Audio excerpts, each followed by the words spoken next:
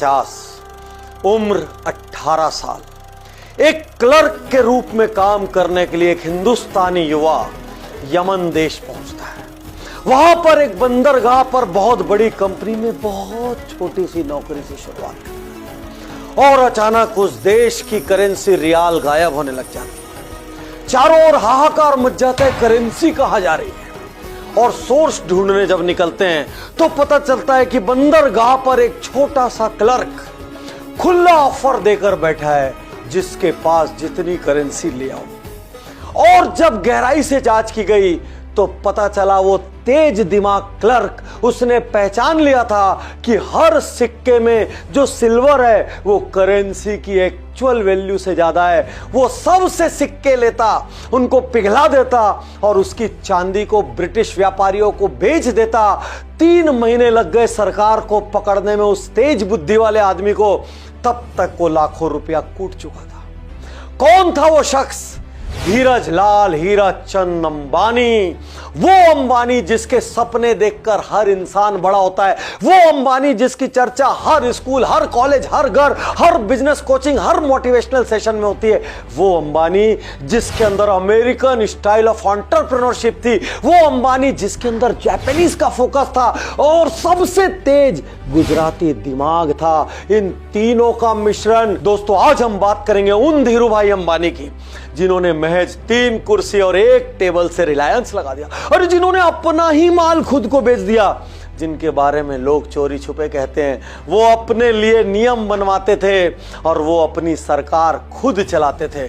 दोस्तों, उज्जवल Patni YouTube channel खजाना है, खजाना। यहां पर JRD टाटा से लेकर इलॉन मस्क से लेकर वारेन बुफे से लेकर अजीम प्रेमजी से लेकर आनंद महिंद्रा से लेकर सब पर केस स्टडीज है। एक एक वीडियो से इतना लेसन मिलेगा कि अगले कई सालों की ग्रोथ का रास्ता खुल जाएगा। तो आज की केस स्टडी बहुत ध्यान से देखना, क्योंकि आज की केस स्टडी में धीरू भाई अंबानी के जीवन के अनछुए पहलुओं पर बात होगी।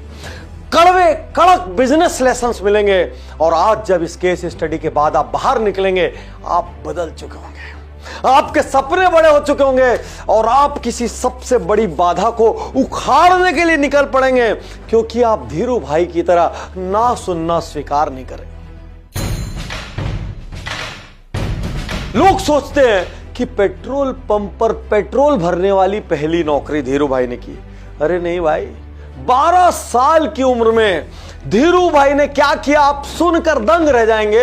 एक फल्ली तेल की दुकान से होलसेल फल्ली तेल खरीदा, सड़क पे गए, रिटेल में लोगों को बेच मारा और कमाई जाकर अपनी मम्मी के हाथ में रख दी। कुछ साल बाद एंटरप्रेन्योरशिप का लेसन कैसे किया उन्होंने?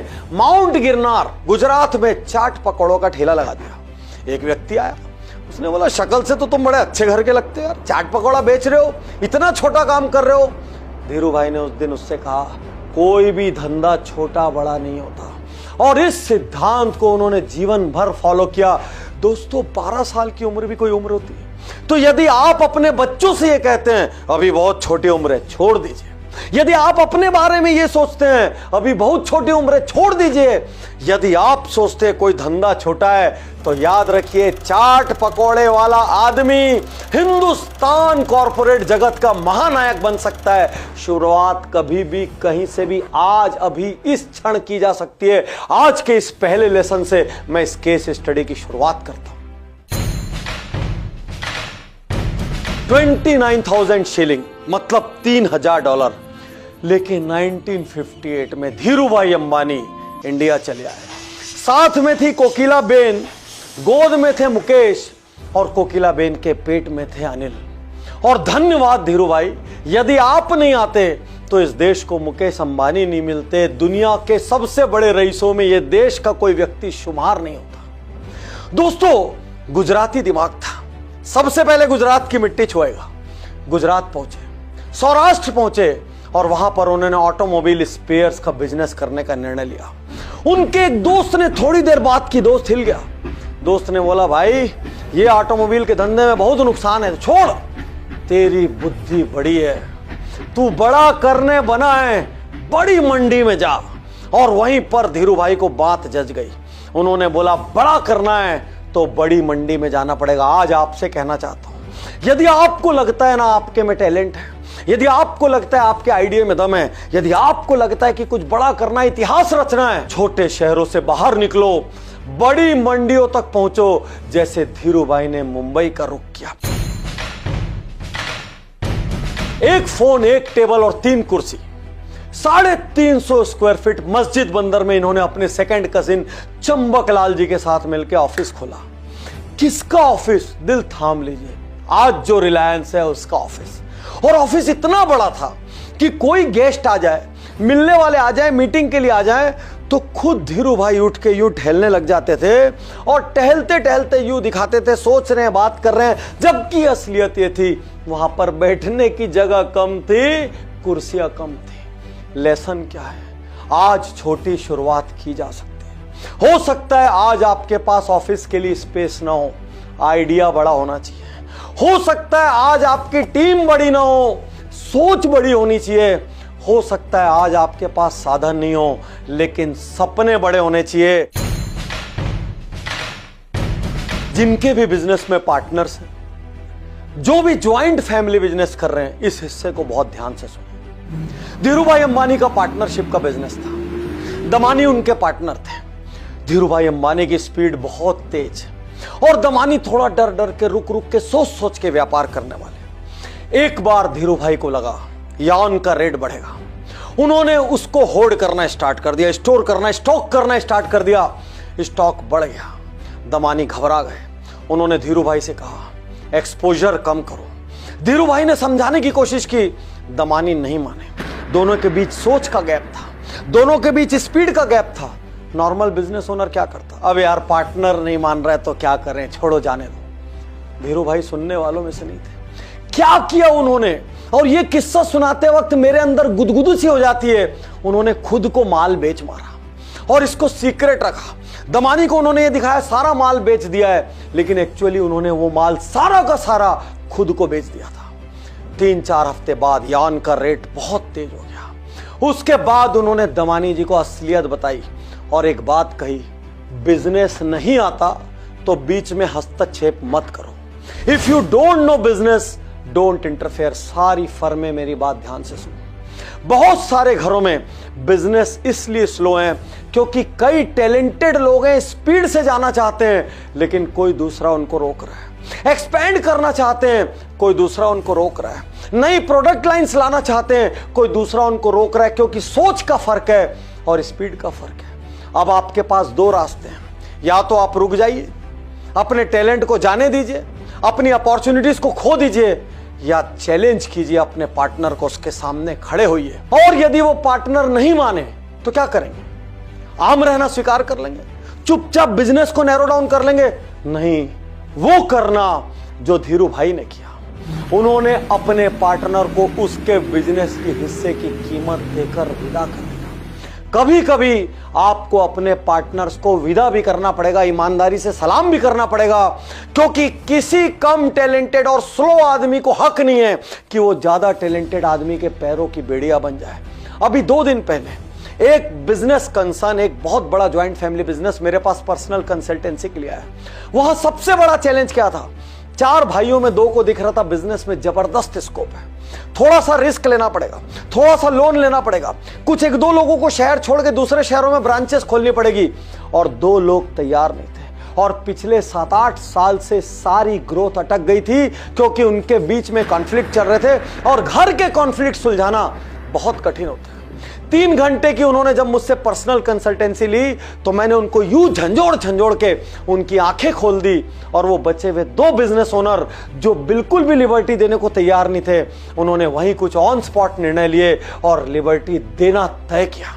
पूरी तय नहीं की, अभी भी कुछ लिबर्टी देना तय किया, और वो 2 मेरे लिए थैंकफुल हुए। सर, बाहर वाले थे आपने न्यूट्रल होकर सुना, लॉजिक के साथ समझाया, करके पार्टनर मान गए। मैं आज सारे देश में जितने भी लोग पार्टनर्स के साथ काम कर रहे हैं, ज्वाइंट फैमिली बिजनेसेस के साथ काम कर रहे हैं, मैं आपसे कहना चाहता हूं, यदि आप कोई कंफ्लिक्ट फेस कर रहे हैं, कोई ट्रबल फेस कर रहे हैं, तो मैं आपको कंसल्टेंसी देने को तैयार हूं। आप लोग मिलकर एक साथ business Gurukul, VIP business audit जैसे प्रोग्राम्स कीजिए, क्योंकि जब तक एक जैसा इनपुट दिमाग में नहीं जाएगा, एक जैसा आउटपुट नहीं निकलेगा। जब कुछ बड़ा करने की सोचोगे, चारों तरफ से सवालों से घिर जाओगे और गलती से असफल हो गए एक आध बार, तो लोग जाने कौन कौन सा लेबल चिपका देंगे। लेकिन धीरू भाई का ये सुपर पावरफुल स्टेटमेंट याद रखना, जब सड़क पर चलोगे तो बहुत सारे कुत्ते भौंकेंगे। क्या करोगे? रुक के एक एक कुत्ते को पत्थर मारोगे या चुपचाप आगे बढ़ते जाओ? हाथ में बिस्किट्स का पैकेट रखो,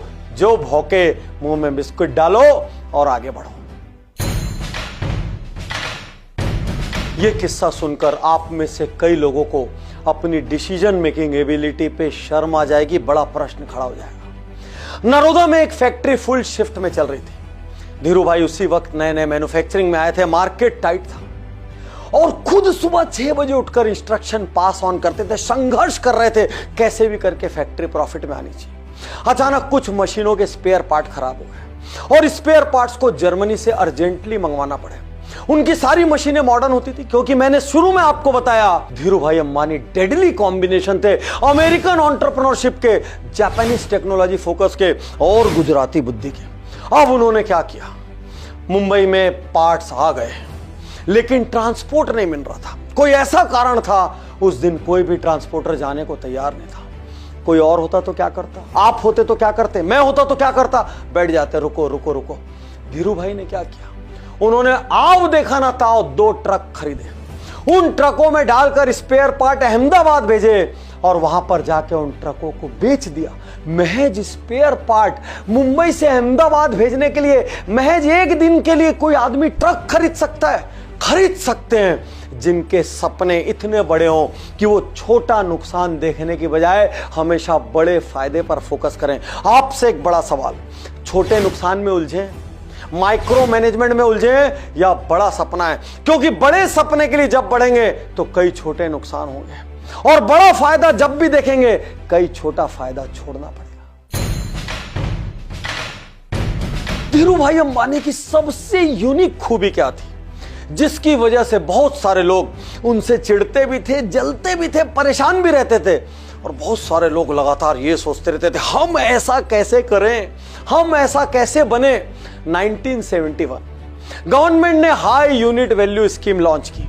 नायलॉन भेजो, पॉलिस्टर मंगाओ, मतलब एक्सपोर्ट करो, उसके बदले में इंपोर्ट करो। और उस समय रिलायंस ने अपना 60% एक्सपोर्ट इसी स्कीम से किया। चारों तरफ से एलिगेशन आए, इल्जाम आए, ये स्कीम रिलायंस के लिए बनी है, सरकार रिलायंस के लिए काम कर रही है।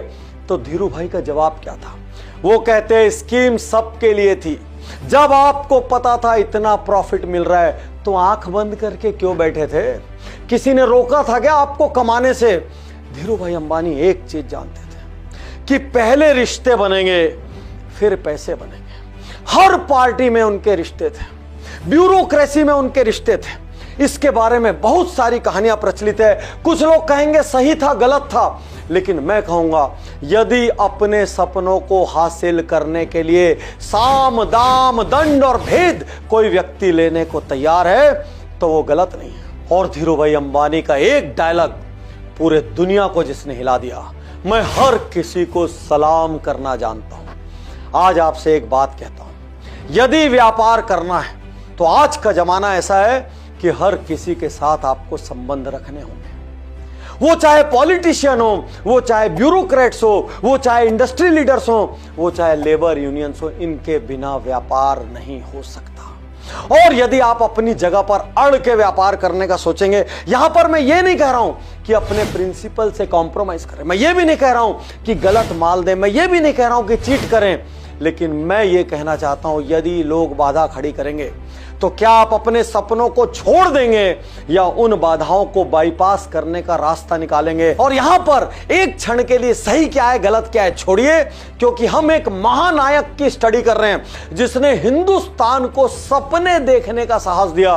वो क्या कहता है, एक मूवी डायलॉग में सुनते हैं। सरकारी दरवाजे थे ये आप लोग के बनाए हुए, या तो लात मार के खुलते थे या जी हजूरी देके। मैंने दोनों किया। जहां लात मार सकता था लात मारी, जहां आपने बोला सलाम दो, मैंने बोला सलाम लो। बिजनेस गुरुकुल में बिजनेस ऑडिट में अक्सर बिजनेस ओनर्स मुझसे कहते हैं, सर कॉम्पिटिटर घुसने नहीं देते, मार्केट को ऐसा टाइट बना के रखा हुआ है, दीवारें खड़ी की हुई। आपने भी कभी ना कभी ऐसा महसूस किया होगा। 1978 में धीरू भाई ने जब इसी सिचुएशन को फेस किया तो उन्होंने क्या किया, ये लेसन है आपके लिए कि आप क्या करेंगे। उन्होंने तय किया कि अब विमल को डोमेस्टिक मार्केट में लेकर आना है। तो सबसे पहले प्राइसिंग, सबने उनको सलाह दी प्राइस कम रखो। उन्होंने कहा नहीं, प्राइसिंग में हाई रखूंगा क्योंकि मेरी प्रोडक्ट क्वालिटी बेहतर है। पहले दिन से प्रोडक्ट को एटीट्यूड के साथ मार्केट में लेकर आए। उसके बाद उन्होंने यह समझा कि जनता को यह प्रोडक्ट समझाना, इसकी क्वालिटी समझाना बहुत जरूरी है। तो उन्होंने पूरी brand value philosophy, brand promotion philosophy बनाई और उस फिलॉसफी का कॉर्नर स्टोन था क्वालिटी, क्वालिटी और क्वालिटी। वो ये मानते थे कि देश की जनता को यदि मैं अफोर्डेबल रेट पर क्वालिटी परोसूंगा तो वो जरूर से जरूर लेंगे। लेकिन जब वो बाजार में गए, बाजार में खलबली मच गई। लोगों को ये बात हजम नहीं हो पा रही थी कि एक नई कंपनी आकर इतनी एग्रेसिव कैसे हो सकती है, अपने प्रोडक्ट को सुपीरियर कैसे बना सकती है, क्वालिटी पर इतना बड़ा फोकस, इतनी बड़ी कैंपेन कैसे रन कर सकती है। उन्होंने समझाने की बहुत कोशिश की, लोग नहीं माने। कोई और होता हिम्मत छोड़ देता। वो धीरू भाई थे। और आपको भी लेसन लेना है, कंपटीशन को उसी के तरीके से निपटाना है, बाजार नहीं छोड़ना है। उन्होंने क्या किया, उनका सबसे बड़ा राइवल कंपटीटर था बॉम्बे डाइंग। उन्होंने निर्णय लिया इन्हीं की तर्ज पर स्टोर खोलूंगा। उन्होंने लोगों को बोला मैं आपको पैसे का सपोर्ट दूंगा, मैं आपको मार्केटिंग का सपोर्ट दूंगा, मैं आपको एडवर्टाइजमेंट का सपोर्ट दूंगा, मैं एक नंबर प्रोडक्ट दूंगा, माल बेचिए। और देखते ही देखते पूरे हिंदुस्तान में विमल छा गया। इसके लिए उन्होंने क्या किया, अपने नियरेस्ट कंपटीटर से 400%, सोच के देखिए 400% ज्यादा एड बजट रखा। और क्या हुआ, कुछ सालों में company owned 20 outlet, 20,000 retail outlet तक विमल पहुंच गया और 1000 फ्रेंचाइजी खुल गई और लोगों की जबान पर छा गया। Dressing up New India.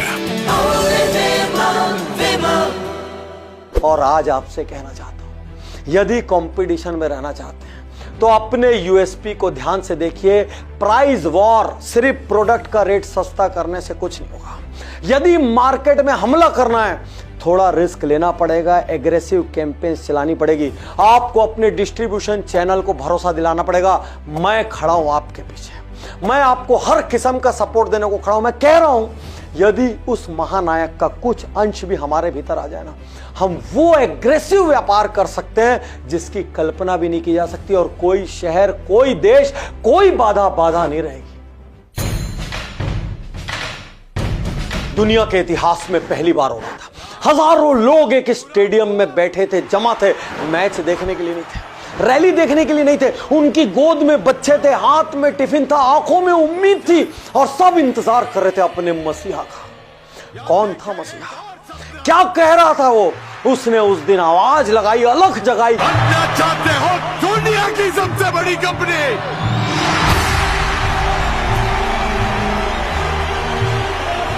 और इस वक्त जब मैं बोल रहा हूं मेरे अंदर गूज बम्प्स है। मैं बता नहीं सकता कि मैं किस इमोशन से गुजर रहा हूं। यह सपना कोई देख सकता था कि एक कंपनी एक स्टेडियम में मीटिंग करेगी?